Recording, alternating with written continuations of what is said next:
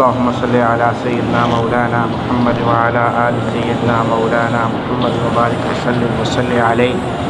عن عبد الله بن بصر رضي الله تعالى عنه قال جاء أعرابي إلى النبي صلى الله عليه وسلم فقال أي الناس خير؟ فقال طوبى لمن طال عمره وحسن عمله.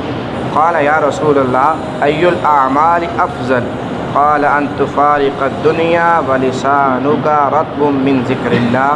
رواه احمد والترمذی رحمہ اللہ تعالی. اب تک جو ہم نے حدیثیں پڑھی ہیں ان میں عام ذکر کے حوالے سے بات تھی کہ ذکر کی اہمیت کیا ہے، اس کی عظمت کتنی ہے، اس کی حقیقت کیا ہے. آج کی اس حدیث میں خاص طور پر زبان سے ذکر کرنے کے حوالے سے بات کی گئی. ایک اعرابی بدو اللہ کے نبی کی مجلس میں آئے اور آ کر فرماتے ہیں اے اللہ کے نبی، دو سوال ہیں. پہلا سوال یہ ہے کون سا بندہ سب سے بہتر بندہ ہے؟ کامیاب انسان اس دنیا میں کون ہے؟ تو کامیاب انسان اللہ کے نبی نے فرمایا وہ شخص ہے جس کی عمر بڑی ہو، اعمال اچھے ہوں.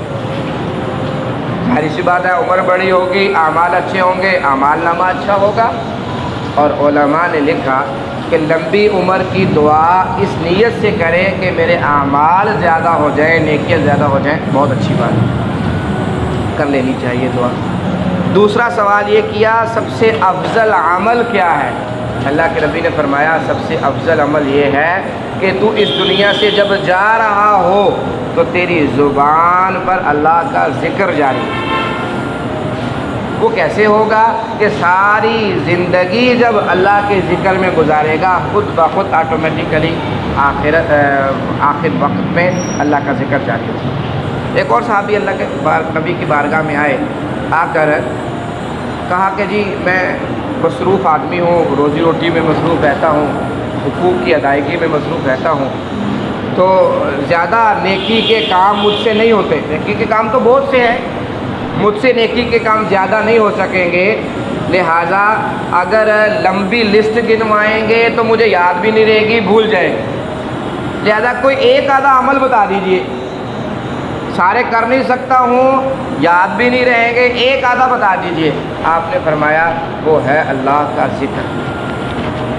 تو دو باتیں پتہ چلی. ایک بات تو پتہ چلی کہ سب سے افضل عمل اللہ کی یاد ہے.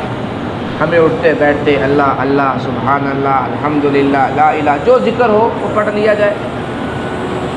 دوسری بات اگر کوئی چھوٹا بڑے سے کوئی شرطیں لگا کر بات پوچھے تو پوچھ سکتا ہے جیسے صحابی نے لگائی. تیسری بات کہ بڑے کو بھی خیال رکھنا چاہیے کہ اگر وہ شرطیں لگا رہا ہے تو اس کو برا نہ مانے بلکہ اس کو اس کے مطابق آسان سے آسان عمل بتا دے. اللہ تبارک و تعالی مجھے بھی آپ حضرات کو بھی عمل کی توفیق عطا فرمائے. الحمدللہ رب العالمین والصلاة والسلام علی اشرف الانبیاء والمرسلین. اللہم اعنا علی ذکرک وشکرک وحسن عبادتک.